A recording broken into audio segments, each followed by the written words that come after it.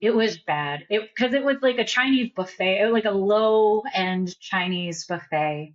People are not there to see music. They really don't want to be seen or perceived. And I remember one of my coworkers coming up to me after we had played like for 45 minutes, and she told me flat out, like, when you play, it annoying.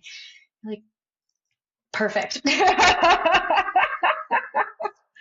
Rob Ruckus, Nick Collins, Kate Clover, Keith Semple, Isaiah Mitchell, Billy Harvey, Tim Howard. Check it out, Almost Famous Magazine. Hey everyone, welcome back to The Hang, brought to you by Almost Famous Magazine. I'm your host, Scott Saldinger. Thank you for hanging with us, getting into musicians, learning their stories, and going well beyond just the music.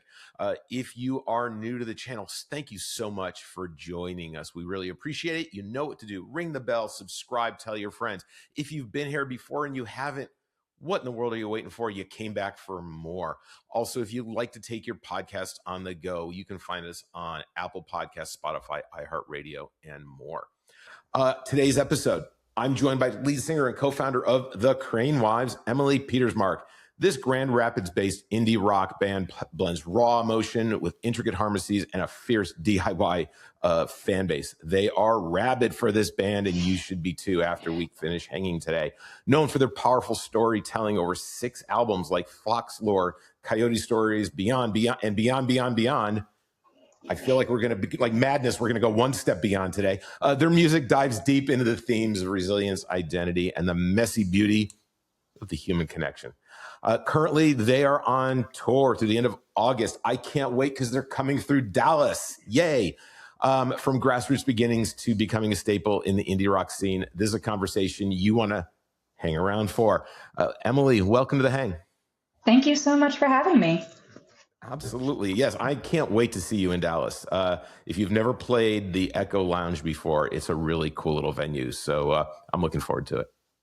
I'm looking forward to it too. It's been pretty cold here in Michigan, so I'm excited to see some sun. Yeah, I would say it's time for for you guys to get a melatonin kind of infusion for Definitely. Yeah, Grand Rapids, the band is based out of Grand Rapids, which is on the west side of the state, and we are pretty well known for our lake effect snow. So we're one of the cloudiest places in the United States, fun enough. So really, really desperate for like a little vitamin D, a little bit of sunshine. As someone who grew up in Rochester, New York, and I know oh too well lake effect snow, I'm right there with you. I live in Texas now because I have a snow allergy. So yeah, I get it. Yeah, does it snow here? I could do with the rest of my life not having any snow involved, and I'd still be a happy camper. So I get where you're coming from, and you will definitely get some warmth here in Dallas by the time you get here. I can make that promise and pretty much guarantee it. Love that. We like to start our conversations kind of going way back to the beginning, right? About your relationship with music, all right? And then what got to you to where you are today with the Crane Wives. So let's start with did you find music or did music find you? And what's the story that got you to your current band? Well, music has been a part of my life since I was really little. I started taking piano lessons when I was 3 years old, and I learned by ear through the Suzuki Method. So just listening to a lot of music and kind of mirroring what you hear. It means that I don't have like a strong grasp on music theory necessarily, but I have a great memory for music and for melodies. And that has really helped to create like a really solid foundation on this path to becoming a professional musician. I loved the arts in school and, sang in choir and played trumpet in band, and picked up a guitar at the end of high school because I was interested in writing my own songs. And it was hard for me to incorporate because I was trained, classically on the piano, to kind of make that translate to the kind of music that I wanted to make. So picked up an acoustic guitar. I was really terrible at it for a really long time. But in college, I started to meet other musicians who were also making their own music, which was incredibly inspiring and kind of it was just really cool to come of age in Grand Rapids, where there is so much really amazing local music, particularly in the college scene among students. So I had a lot of really great role models of people who were, performing and playing their own songs. And so I just really wanted to do that.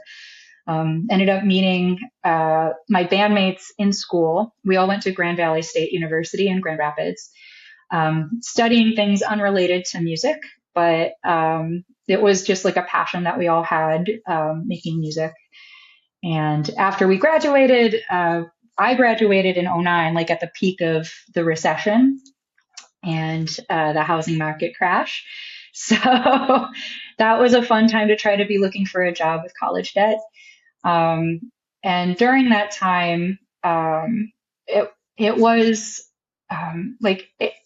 it was just a very interesting time, I think, to be a college graduate, because a lot of us were a little aimless and trying to find a way to make ends meet while still, kind of achieving the things that we were told that we were going to achieve, like, fulfillment in your career and things like that. So I ended up working as a hotel maid, as a housekeeper, as a waitress. And in my spare time, I wrote music and performed music. I was able to connect with Kate Pillsbury, who is our other co-lead, after I graduated, because she was also looking for a job. We ended up working together at a Chinese restaurant, waiting tables and pretty much having a miserable time. But we were able to convince our manager to let us play music in the restaurant on Friday nights. And that was so rewarding and so much fun, even if the people who were listening were not our audience and maybe didn't love it. We had just such a good time making music together that we decided that we would keep doing it for as long as we possibly could. And here we are 16 years later. So, yeah. So many questions. So many questions. The first one is the two of you performing in a Chinese restaurant. Was that kind of like, have you seen the movie Song Sung Blue when they did their little act in the Chinese restaurant? I have not. Was it as awkward as that? Okay. But I guarantee it was awkward. It was bad. Because it was like a Chinese buffet. It was like a low-end Chinese buffet. People are not there to see music. They really don't want to be seen or perceived. And I remember one of my coworkers coming up to me after we had played like for 45 minutes. And she told me flat out, like, when you play, it annoying. Like, perfect. So the reviews were coming in well. I got to ask you, because you've got a pretty big catalog. And I haven't had a chance to go through it myself, and I'll ask you about it a little bit, but any songs in your catalog come out of that experience? Absolutely. We were playing a lot of songs from our first record at that Chinese restaurant. Counting Sheep, for example, was one of the first songs that Kate and I wrote together. And we really enjoyed playing that one as a duo. There's a lot of back and forth between us.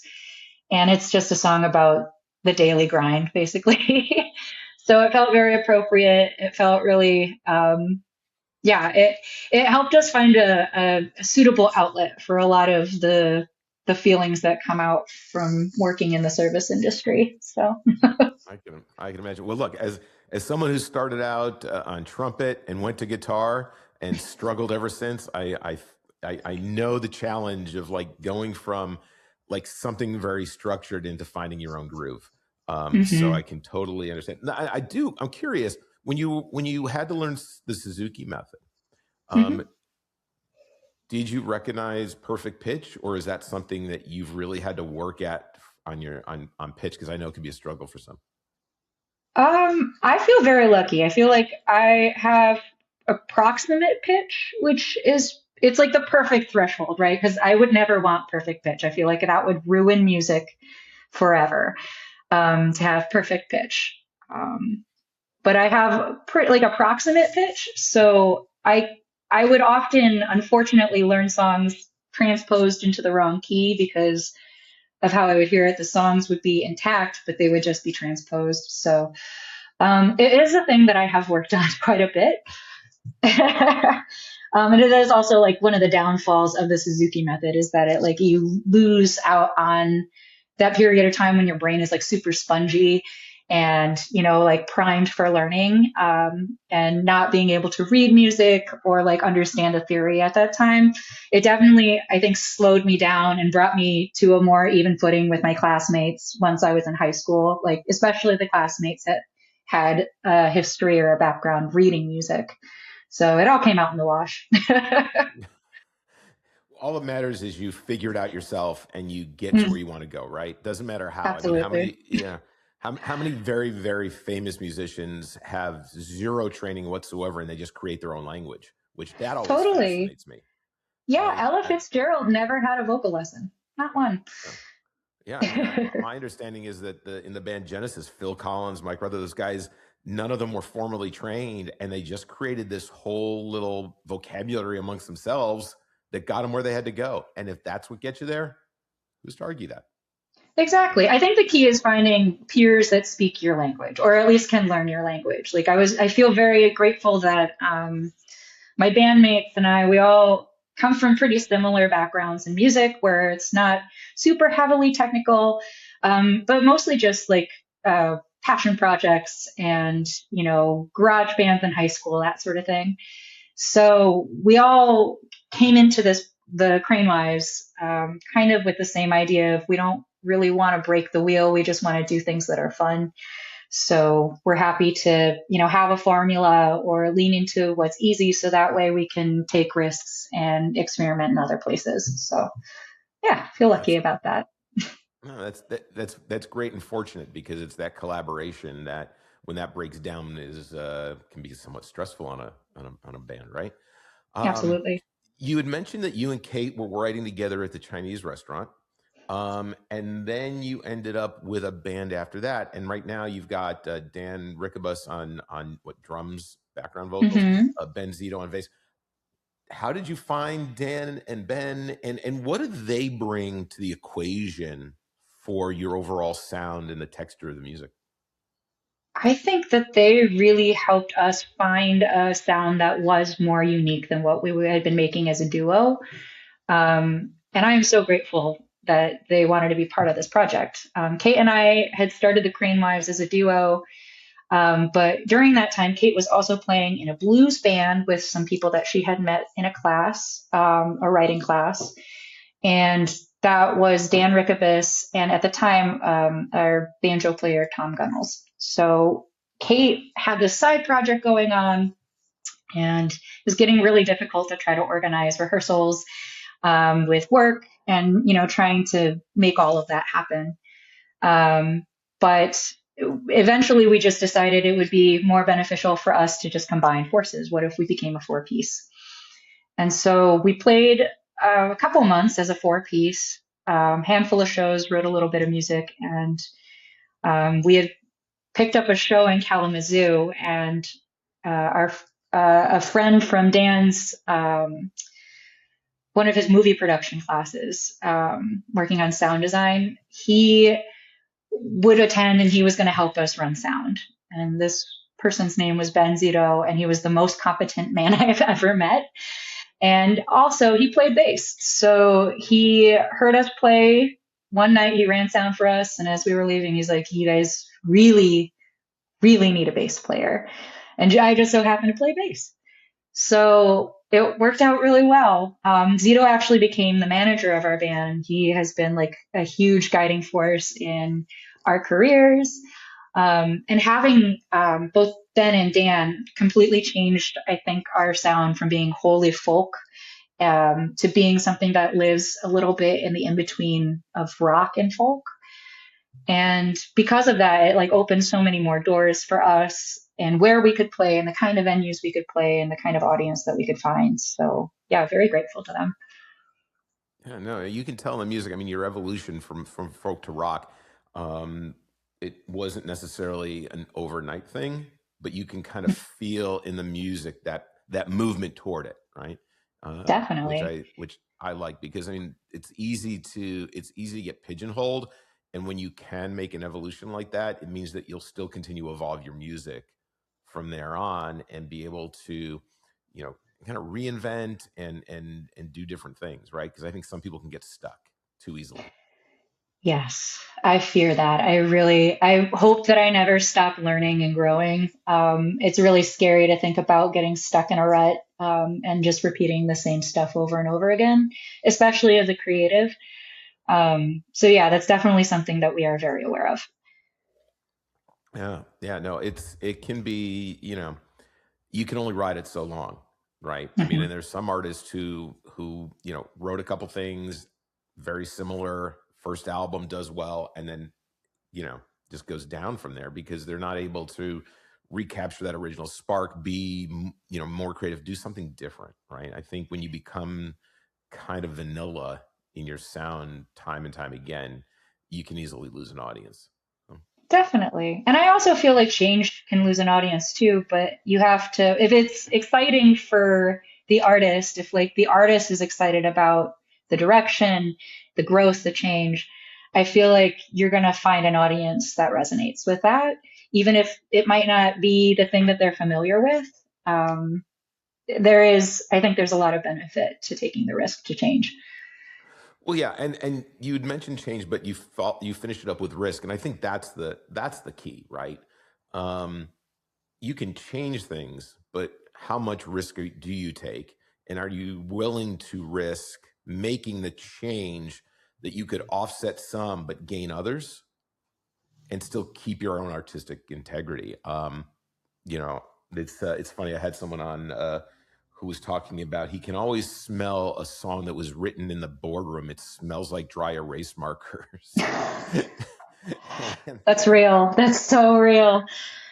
Oh, yeah, yeah. I mean, a song that comes from a genuine place, I feel like is a really special thing. And so that's really what we strive to create. And sometimes that means that there are dry spells, and sometimes that means that like not everything that you make gets made into a full record or gets shared. And that is also something that, like, as we've done this job longer, we feel like we have more control over the things that we hold back and the things that we share, which just helps us curate our sound a little bit more tightly, which is exciting too. well, so, and along those lines, I'm kind of curious because everybody seems to be dabbling in one way or another these days with um, AI. Have you all used any technologies similar to that, Suno, anything like that? Not necessarily to create for you, but to Mhm. generate creative ideas, right? To like maybe give you a spark of something? Um, I try to stay away from generative AI only because as a visual artist, I see a lot of potential for that to put a lot of artists out of work. But I also don't begrudge people who necessarily use the tools. I personally feel like the way that works best for me to be inspired is to find other artists. So a big part of what I do if I'm feeling like I'm in a rut and I would like some creativity is to listen to artists that I respect, and artists that speak to me, even if they're not like mainstream artists. Sometimes like there are local bands. I mean, and Grand Rapids again. I just feel so lucky to live in a space that has such a really robust local music scene, because I can go out to a show at a bar down the street and see some incredible musicianship, some incredible songwriting, and feel very inspired to make my own art. So, yeah, I've also joined like some songwriting circles in the past where we create challenges for each other and try to make art on a deadline, which is very difficult, but also a good practice to try and keep that creative muscle healthy. So yeah, I feel like there's a lot of different ways that we source creativity that don't require you to be on a laptop. Yeah, I know. I like that. I mean, it's, you know, it definitely, it's a tool. Like I Mhm. tell people, you know, a hammer's a tool, and if you hit a nail with it, you're using it properly. If you bludgeon somebody with it, it's definitely improper. The same thing can be said for using generative AI tools, right? And Mhm. and it comes, you know, it comes down to I think where can you find the inspiration? How can you find the inspiration, and how does it speak to you? And for some people that may be fine, but I think we're in a place where with these tools that get us further away from human connection, those who realize it are looking more for human connection. And that's, I think, the best part of the creativity. 1,000%. And I also just feel like creativity is something that improves when shared, and you grow by meeting other artists who like I saw this guitarist a few weeks ago who was just outstandingly good, like terrifyingly good. And it was like a very humbling reminder that like there's always so much room to grow. And I feel like no matter how good you get, you're always going to be chasing somebody else. You know, like you're going to be following behind somebody who's going to be further along in their journey than you are. And that's okay. I I like get excited to seek out those people because it gives me something to work towards. Well, yeah, I mean, it gives you something to push you, right? And sometimes that motivation can be hard to find, right? I mean, there are days you get up and you're just like, nah, I'm going to stay under the covers. But when you find people who can just nudge you just a little bit, say, wait a minute, I want to learn that, and I'm going to use it this way. I think that keeps, that can keep you inspired. So more than technology ever will. There are probably people watching us right now who have never heard of you all before. I mean, today's their big first introduction. And I always like to find out, because I believe Beyond, Beyond, Beyond came out, about a year and a half or so ago? Yeah. Last album? Right. September. Yeah. And you've got what, 5-6 albums, right? That's your catalog, right? So let's go back to the Chinese buffet idea. So Okay. this actually works for this conversation. I use this, but now since you worked at a buffet, I think this can actually pan out properly. Everybody needs a good appetizer, and then they come back for the, an entree and maybe in the dessert, right? And they're coming back for things that they enjoy. So if your entire catalog was that buffet, right? And someone was walking up, what are 2 or 3 songs that you feel are the best appetizer to start on that food journey that is going to keep people coming back for more? Where should people go to really get an essence of who you truly are, so they keep coming back for the full meal? This is a great question. I would direct people to start in the middle of our catalog. We have a record called Coyote Stories, and that was the first record that we had produced without our banjo player. And it is also one of the first records that kind of incorporates more electronic music, like electric guitars, more atmospheric sounds as well. And I feel like that is like the perfect bridge between where we came as a folk band, like an acoustic, stomp, clap, hey band. And then this was like the transitional period into maybe focusing more on taking risks with the sound and exploring more of our guitar work between me and Kate. I also feel like it's some of our strongest songwriting, only because we had taken all of these folk experiences that we had, these big life experiences, and we had used the foundation of folk, which is all about storytelling, and kind of incorporated it into this bigger sound that was more rock, more indie, less necessarily right in the folk niche camp. And so I feel like it's a really good bridge between like the last album that we put out, which is much more rock and much more electric, and then like the beginning first few records, which are much more acoustic. So I feel like that one sits perfectly in like this little middle ground that could lead you either way depending on your preference. Nice. Well, and there's going to be links below so people can access and buy your music, buy their music. I'll say it one more time. Purchase their music, please. Buy an album. Yes, please. Buy an album.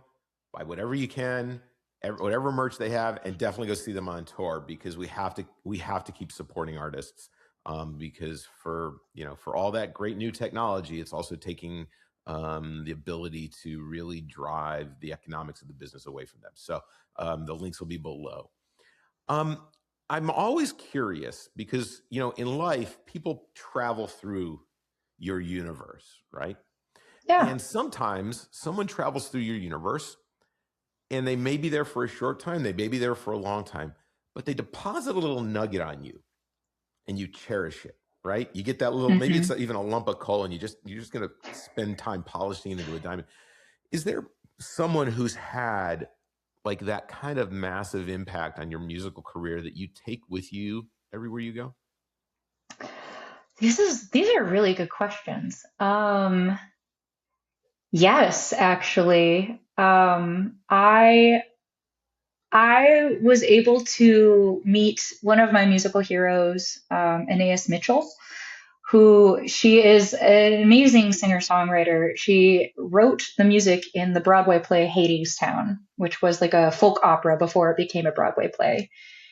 And her music has really inspired me over the years. I was able to open a show for her as a duo with Kate in our hometown and, get to chat with her a little bit.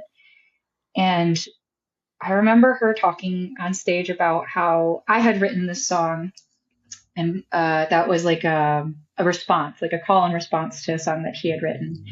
And she had mentioned that it was like when somebody lights their cigarette off of your cigarette, and how you just kind of keep the flame going. And that has really lived in me ever since. Like, I think about what I want to do with my career and how I want to be, especially as I get older.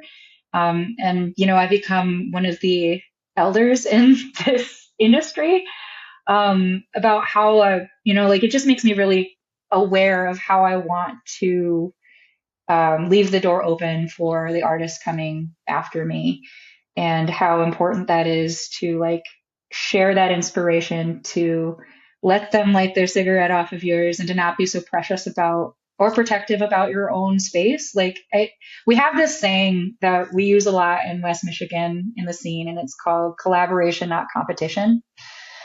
And so I think that had really impacted me. I want other artists to succeed. I don't think that this is an industry that you can really make it work without a team, without support. No man is an island, So, I call it co-peting, right? I mm, mean, we're not out to get each other. The only mhm. way that we can individually do better is by lifting others up, because they will do the same, right? And then we will Yeah. rise together. So I totally understand where you're coming from. I think it's a great story. Something you mentioned earlier about, art. You all have 6 albums out. You're heading out on tour, and these days you have to live more of that life of a creative, right? Artist has been put over here, songwriter has been put over here, filmmaker's been over there, and now they all just in the center. It's called this creative piece, right? Hmm. Oh, How do yeah. you feel about being considered a creative in this world of content with the output necessary to keep up with the business? Oh my gosh, this is the question. Yeah, it is. It's outrageous how many hats you have to wear in order to do a job that should just be, making music. We talk all the time that like our job is actually carrying things in and out of buildings, and then we get to play music as a treat. So And not to mention, like, we've been a very DIY band for the majority of our career. Like Zito was our manager, is our manager. I handled a lot of the social media management up until this year. So everything just kind of fell on our shoulders. We wore a lot of hats and we did a lot of different jobs in order to make the machine go. And so I think now, especially in today's world, there is this incredible expectation for how much content you have to make, how much art you have to create in order to stay relevant, to stay noticed. And I kind of I feel like the Crane Wives journey has really taught us like there is a lot of expectation, but if you subvert that expectation, it's not the end of the world. If you're unable to keep up with the pace that the algorithm wants you to keep up with, it's still going to be okay. Because, for example, when we prior to the pandemic, we were a very small local band traveling regionally, playing shows, over 100 shows a year to nobody. You know what I mean? Like playing 50 capacity rooms to the bartender and one or two guests, like very, very small audience.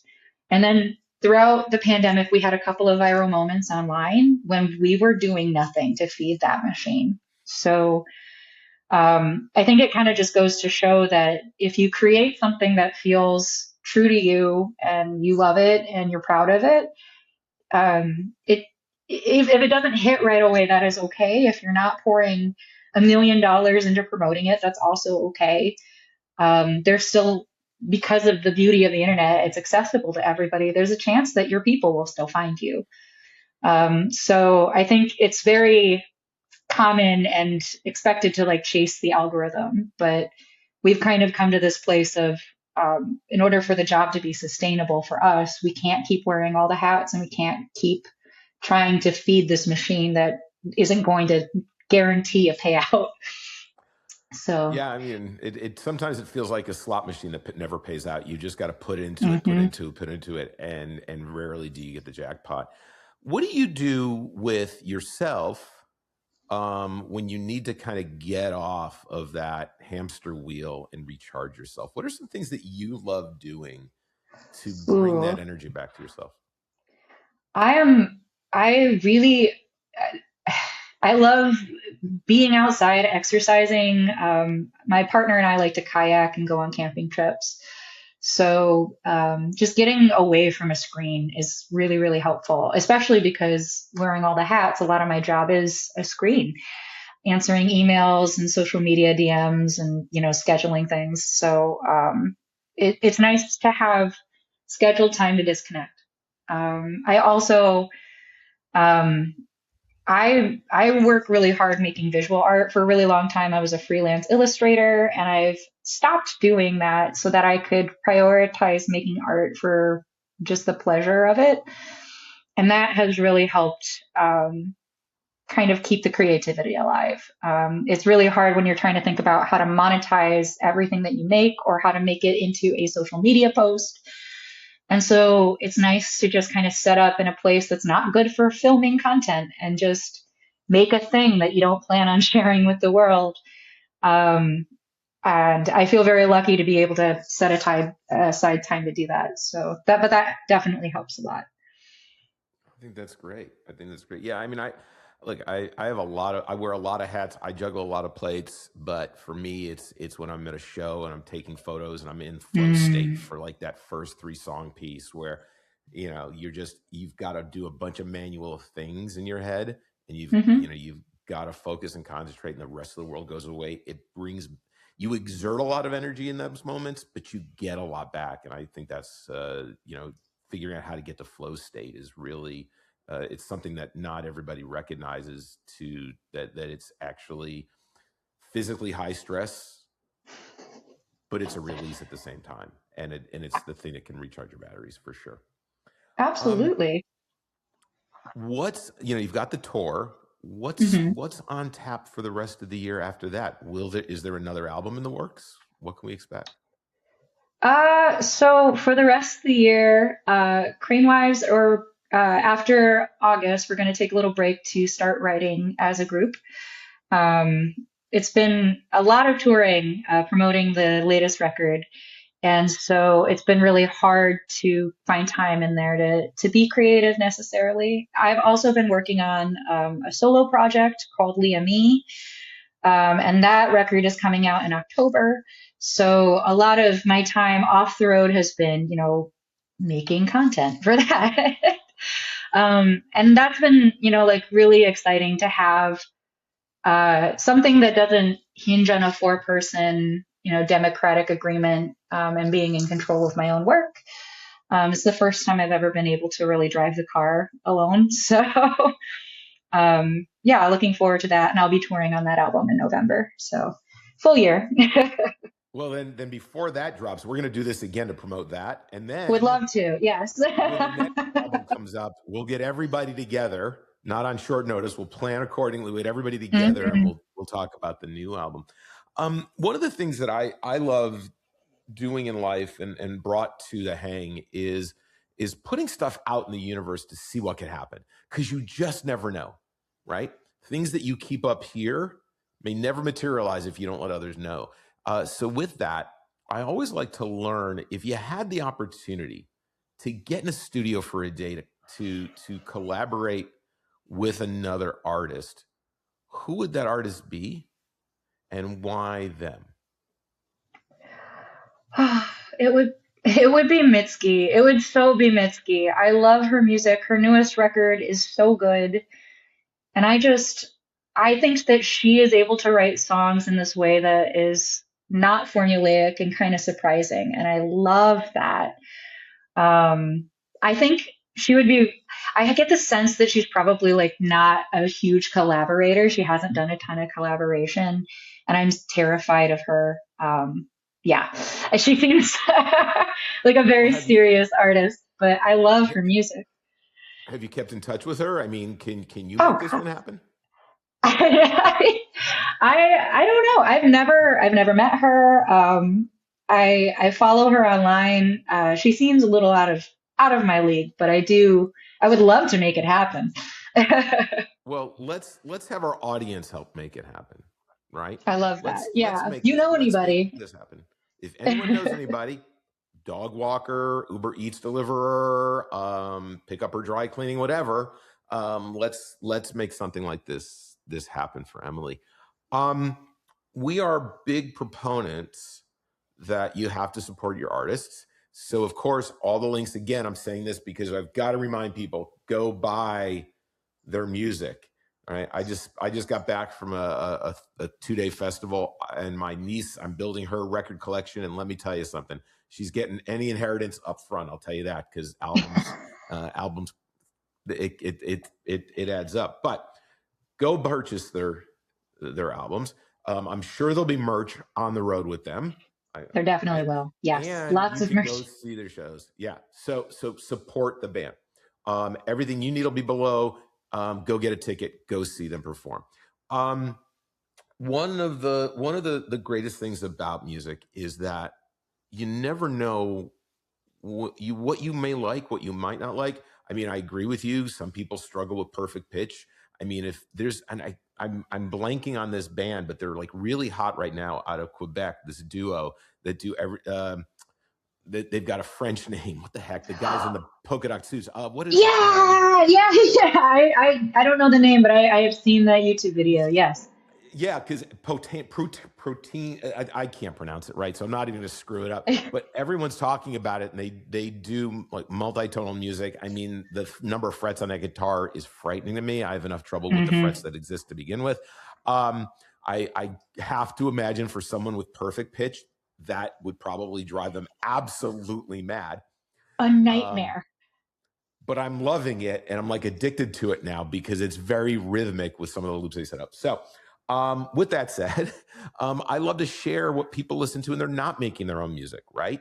A lot of people in metal love to listen to classical, not necessarily what you may think about them. So when you're not making your own music, who are a couple of artists that you're just like, you know what, I'm putting this on because it feeds my soul. You and I just sitting here getting to know each other. And like, Scott, I've checked out these lately. Here are a couple you got to listen to. Who are some people that you're really loving? Oh, I love this question. Lately, I have been listening to a band called Sir Chloe, which is kind of like an alt band with a female singer, and it is just takes me right back to my high school days of listening to the emo kid music, a lot of that pop punk. I really, really love Rosalia, her new record, Lux. She is a Spanish pop singer with flamenco roots, and her newest record is very opera inspired. Hard to explain, but very, very, very good. And it also helps me with my Spanish. And then I really have been digging this band called Bulgogi Disco, and they are a Korean pop rock band. I do like K-pop, but it's really not my thing so much as Korean indie music or Korean rock, which is harder to find. especially because it's not super mainstream. But I went to Korea a couple years ago and went to a music festival at the DMZ, which was amazing. First off, one of the most well structured and timely festivals that I've ever been to. I've never seen one run on time before, so that was really cool. But this band performed kind of early in the day and they crushed. It's got like that 90s like radio rock pop energy. I have no idea what they're talking about. Like I can't speak Korean, but I do really love the energy and yeah, it's just like a fun way to just kind of relax and it's on all my running playlists. So Well, since you mentioned, emo punk, maybe this will take you back. And they're from Seoul. 18 Fevers. Check 18 out Fevers. I don't 18 know if I know Fevers. that, but I'll write They're that down. from Yeah. they're from Seoul. They were on previously because they just performed at Dollfest. I got to Sick. see them perform. The lead singer's name is Christmas, so I'm never gonna forget that. Love But it. they are really good. So 18 Fevers is one that I suggest checking out. Another one that I've been on lately, if you like punk, is Bad Cop, Bad Cop. Yeah. Absolutely love them. Stacy's been on the podcast. They really, when it comes to supporting women and people in alternative communities, they are such huge, passionate, authentic supporters, and I love them for that. So Absolutely. Love hearing that. I'll have to look that up. yeah, their new album is great, and the last song is called Johnny Appleseed. So who's written a good song about saving the earth lately, right? Yes. You know that Yeah. things are getting dire when the music starts getting good. So Well, look, okay. So look, that's like, do you write your better songs when you're happy or sad? oh, Right? sad. Yeah, Yeah. absolutely sad. That said, I get a lot more done when I'm happy. But for me, a lot of my creative process is helping to verbalize a lot of the bad and the sad and the struggle. So that's just kind of where a lot of my inspiration draws from, which makes writing songs during a happy period a lot more of an exercise. Yeah. But I strive to do both. It's amazing how we have struggles getting out the happiness, but it's easy to like just vomit out the sadness. It's crazy how that works just about in everything in life. Emily, this has been an awesome hang. I Hmm. can't wait because we're going to do it at least 2 more times. You got your solo album coming up.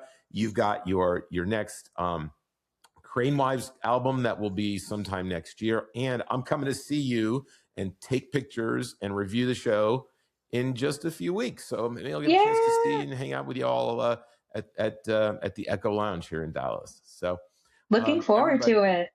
I am really looking forward to it. It's going to be a lot of fun, and I really enjoy your music. So everybody, go out, buy their music, support this band, see them on tour. Please make sure they've got the money to make the next album. It's not what you think it is. It's a lot less glamorous. Mm-mm. So support them and do me a favor, do yourself a favor, go out, be kind to one another, be good to yourself, and share love and kindness. We all need it right now more than ever. And it makes your day a little bit brighter. So Emily, thanks so much for joining me. This has been great. Thank you for having me. Absolutely. Everybody, until we see each other again, be good. Bye for now.